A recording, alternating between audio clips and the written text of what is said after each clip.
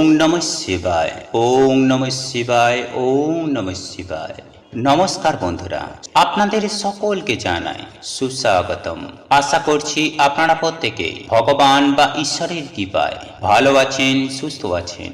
বন্ধুরা, আজ এই ভিডিওটির মাধ্যমে আপনাদেরকে জানিয়ে দেব এমন একটি বিশেষ খাবার সম্পর্কে, সেটা যদি আপনারা আগামীকাল বৈশাখ মাসের শেষ সোমবার দিন যদি গ্রহণ করতে পারেন, তাহলে সারা জীবন রোগ ব্যাধি জ্বালা যন্ত্রণা থেকে আপনারা যেমন রেহাই পাবেন, ঠিক তেমনই আপনার গৃহস্থে অর্থ আসবে চুম্বকের মতো। সুপ্রিয় দর্শক বন্ধুরা, আপনারা যদি দেবেশ্বর মহাদেবের অনুগ্রহ আশীর্বাদ পেতে চান এবং দেবাদিদেব মহাদেবের প্রতি আপনাদের যদি আস্থা ও ভরসা থাকে, তাহলে অতি অবশ্যই আগামীকাল এই খাবারটি গ্রহণ করুন। অর্থভাগ্যে বৃদ্ধি যেমন হবে, ঠিক তেমনই সৌভাগ্য আপনাদের নিত্যদিনের সঙ্গী হয়ে উঠবে। শাস্ত্র মতে সোমবারে এমন বিশেষ কিছু কিছু কাজ রয়েছে, সেগুলো করলে কিন্তু অখণ্ড সৌভাগ্যের অধিকারী হওয়া যায়।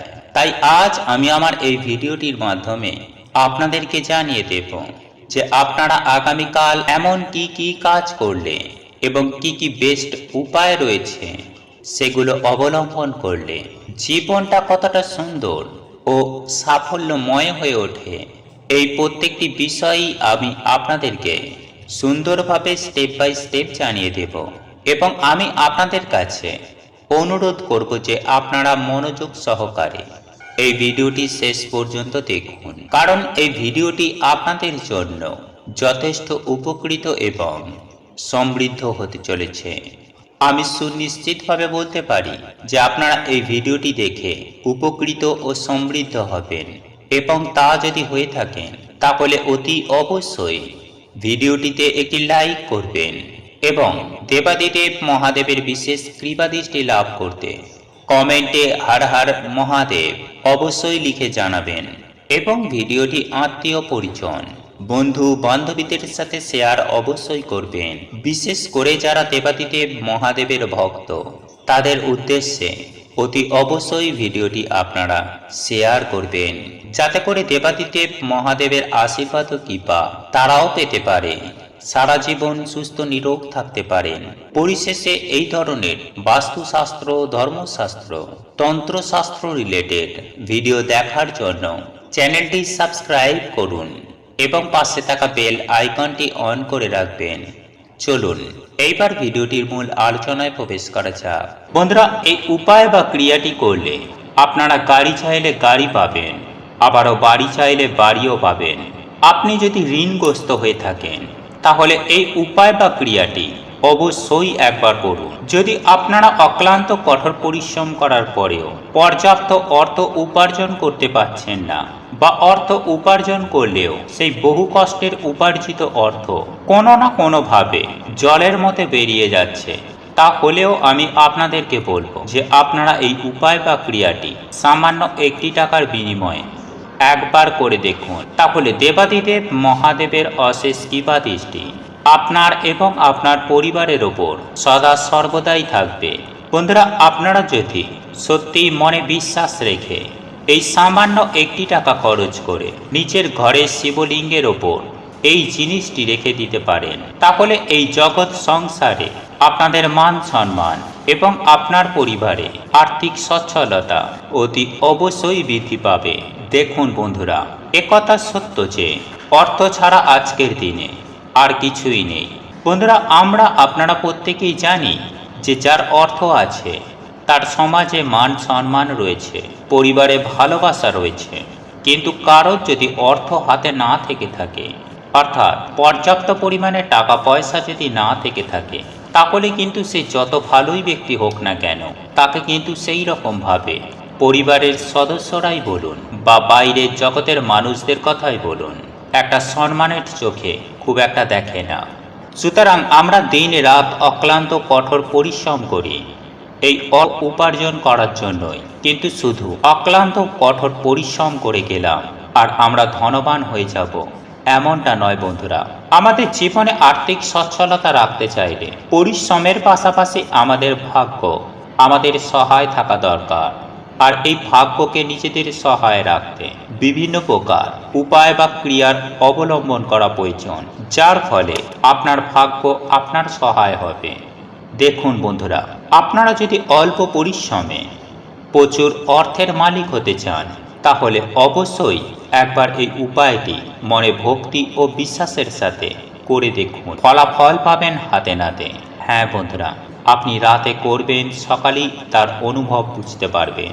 বন্ধুরা, আমরা বহু মানুষকে দেখেছি যারা সারাদিন অক্লান্ত কঠোর পরিশ্রম করেন, কিন্তু সারাদিন সারা রাত অক্লান্ত কঠোর পরিশ্রম করার পরেও ন্যায্য মূল্যটুকু তারা পায় না।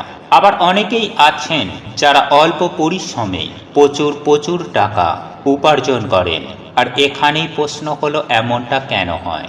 বন্ধুরা, আপনাদের পরিশ্রমের কোনো বিকল্প নেই, তাই কর্ম করে যাওয়াটা এবং পরিশ্রম করাটা আমাদের প্রত্যেকেরই উচিত। আর আমি যে আগেই বললাম, আমাদের ভাগ্যকে আমাদের সহায় রাখতে হবে, তবেই কিন্তু আপনারা যেটুকু জীবনে পরিশ্রম করবেন তার থেকেও ভালো অর্থনৈতিক দিক থেকে লাভ পাবেন। বন্ধুরা, আমরা প্রত্যেকেই জানি যে দেবাদিদেব মহাদেব খুব অল্পতেই সন্তুষ্ট হন। সুতরাং আপনারা যদি দেবাদিদেব মহাদেবকে সন্তুষ্ট করতে পারেন, তাহলে আপনার জীবনে থাকা সকল প্রকার সমস্যা এক নিমেষেই দূর হয়ে যাবে স্বয়ং দেবাদিদেব মহাদেবের কৃপাদৃষ্টিতে। তথা আপনাকে যে শুধু আর্থিক সমস্যার হাত থেকে মুক্ত করবে তাই নয়, আপনার জীবনে থাকা সমস্ত প্রকার বাধা বিপত্তিকে সুনিশ্চিতভাবেই দূরে সরিয়ে দেবে। এক কথায় বলতে গেলে, স্বয়ং দেবাদিদেব মহাদেব আপনার সঙ্গে সাথে থাকবে এবং ওনার আশীর্বাদের হাত আপনার মাথার ওপরে থাকবে। তাই এই উপায় বা ক্রিয়াটি সোমবার রাতে অবশ্যই করুন। বন্ধুরা, আপনার বাড়ির ঠাকুর ঘরে যদি কোনো ছবি বা মূর্তি থেকে থাকে, তাহলে তা অত্যন্ত ভালো। আর যদি তা না, তাহলে যে কোনো সোমবার দিন ধরে বাড়িতে আনুন দেবাদিদেব মহাদেবের কোনো ছবি বা ছোট্ট শিবলিঙ্গ, এবং তারপর তার যথারীতি নীতি মেনে শিবলিঙ্গর অভিষেক ঘটান এবং তার পুজো আরাধনা করুন। এবং পুজোর সময় দেবাদিদেব মহাদেবের সামনে একটি কলা পাতাতে একটি 1 টাকার কয়েন রাখুন। তবে এক্ষেত্রে আমি আপনাদেরকে একটি কথা জানিয়ে রাখি যে আপনারা যে কলা পাতাটি নেবেন সেই কলা পাতার ডগার দিকটা নেবেন, যাকে আমরা সাধারণত আঙট কলা পাতা বলে থাকি। বন্ধুরা, একই সঙ্গে আমি আপনাদের আরও একটি কথা জানিয়ে রাখি, যে এই 1 টাকার কয়েনটি যদি আপনাদের পক্ষে সাধ্য ও সামর্থ্য থাকে, আপনাদের পক্ষে যদি সম্ভব হয়, তাহলে এই 1 টাকার কয়েনটি একটি রূপোর কয়েনও নিতে পারেন। বন্ধুরা, আপনি যে 1 টাকার কয়েনটি নেবেন তার ওপরে রাখুন একটি গোটা সুপারি। হ্যাঁ বন্ধুরা, তারপরে এই সুপারিটিকে হাতে নিয়ে দেবাদিদেব মহাদেবের যে কোনো একটি মন্ত্র 108 বার জপ করুন। তারপর এই 1 টাকার কয়েনের ওপরে সুপারিটি রেখে 5 রকম ফুল, 5 রকম ফল, সাথে আতপ চাল দেবাদিদেব মহাদেব সহ এই 1 টাকার কয়েন ও সুপারিটিকে পুজো করুন। এইভাবে পুজো আরাধনা করার পর ওই উপকরণগুলি সারা রাত ওই স্থানেই রেখে দেবেন এবং তারপর দিন সকাল সকাল ঘুম থেকে উঠে স্নান করে শুদ্ধ বস্ত্র পরিধান করে একটি লাল কাপড়ে করে ওই জিনিসগুলিকে বেঁধে, অর্থাৎ ওই 1 টাকার কয়েন, সুপারি এবং আতপ চাল ও ফুল একত্রিত জড়ো করে এক জায়গায় বাঁধবেন এবং ওই পুঁটুলিটি আপনারা যেখানে টাকা পয়সা রাখেন, সেটি হতে পারে আলমারি বা যে কোনো ক্যাশ বাক্সের মধ্যে, মনে বিশ্বাস ও ভক্তি সহকারে এই জিনিসটিকে রেখে দেবেন। বন্ধুরা, এই বিশেষ প্রয়োগটি করলে 24 ঘন্টার মধ্যেই এর সুফল আপনারা হাতে নাতে বুঝতে পারবেন। হ্যাঁ বন্ধুরা, আপনারা একেবারে ঠিকই শুনছেন। বন্ধুরা, এই উপায় বা ক্রিয়াটি একটি পরীক্ষিত ও প্রমাণিত উপায়। আপনি যদি করতে পারেন, তাহলে আপনার জীবনে অফুরন্ত ধন সমৃদ্ধি বৃদ্ধি পাবে, সেই সঙ্গে আপনার সকল মনস্কামনা পূর্ণ হবে এবং অর্থ আসবে চুম্বকের মতো, যার ফলে আপনার সংসারে টাকায় উপচে পড়বে। বন্ধুরা, হিন্দু শাস্ত্র মতে এমনটাই মনে করা হয় যে দেবেশ্বর মহাদেব ভক্তের সামান্য ভক্তিতেই প্রসন্ন হন। উনি কোনো আড়ম্বরমূলক জাঁকজমক করে পুজো আরাধনা দ্বারা খুব একটা প্রসন্ন হন না বা কাউকে বর প্রদান করেন না। বন্ধুরা, ওনাকে যদি মন থেকে ডাকা হয় তাহলেই উনি ভক্তের সকল মনস্কামনা মনোবাসনা স্বয়ং দেবাদিদেব মহাদেব পূরণ করে থাকেন।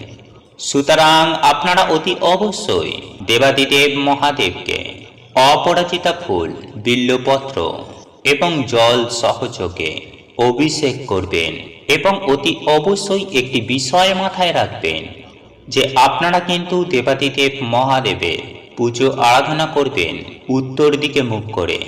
এর ফলে কিন্তু আপনারা অখণ্ড সৌভাগ্যের অধিকারী হবেন। সেই সঙ্গে আরও একটি বিষয় আপনাদেরকে মাথায় রাখতে হবে যে যদি আপনাদের উত্তর দিকে মুখ করে শিব পূজা করতে কোনো অসুবিধা হয় তাহলে সেক্ষেত্রে আপনারা পূর্ব দিকে মুখ করে বসেও শিব পূজা বা আরাধনা করতে পারেন।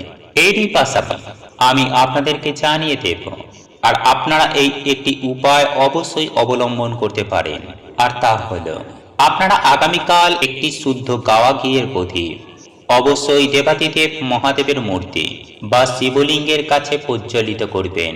এরপর আমরা জেনে নেব যে আগামীকাল কোন কোন খাবার গ্রহণ করলে আপনাদের জীবনে চমৎকারভাবে অর্থ আসবে, আপনাদের সকল মনস্কামনা পূর্ণ হবে এবং আপনারা কিন্তু অপার অখণ্ড সৌভাগ্যের অধিকারী হয়ে উঠবেন।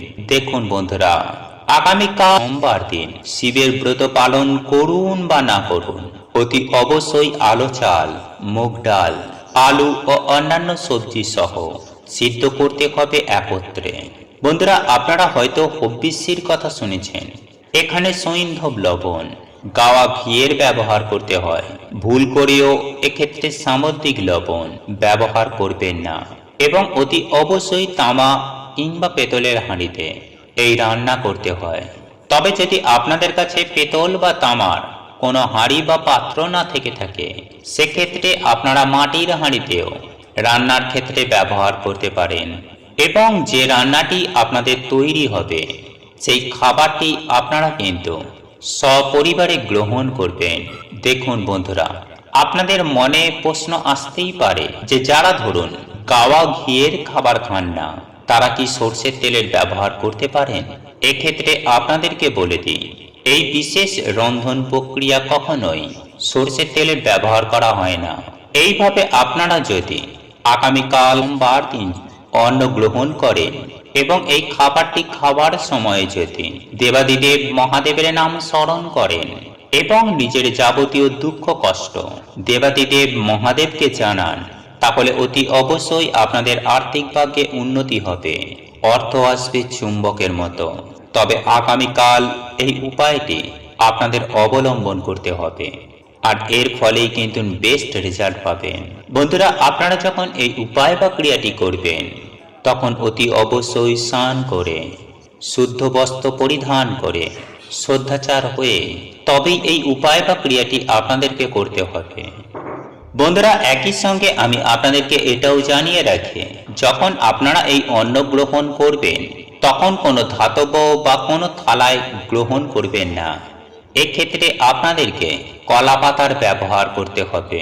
এর ফলে আপনাদের জীবনে নেমে আসবে সুখ শান্তি সমৃদ্ধির ছোঁয়া এবং আপনার আর্থিক উন্নতি হবে চোখে পড়ার মতো। বন্ধুরা, আজকের এই ভিডিওটি যতটা পারবেন সবার সাথে শেয়ার করবেন এবং তাদেরকে এই তথ্যগুলি জানানোর একটা সুযোগ করে দেবেন, তথা এই ভিডিওটিতে আপনারা একটি লাইক করবেন, কমেন্ট করবেন এবং প্রয়োজন বোধে চ্যানেলটি সাবস্ক্রাইব করে পাশে থাকা বেল আইকনটি অন করে রাখবেন এই রকম নিত্য নতুন ভিডিও সবার আগে দেখার জন্য।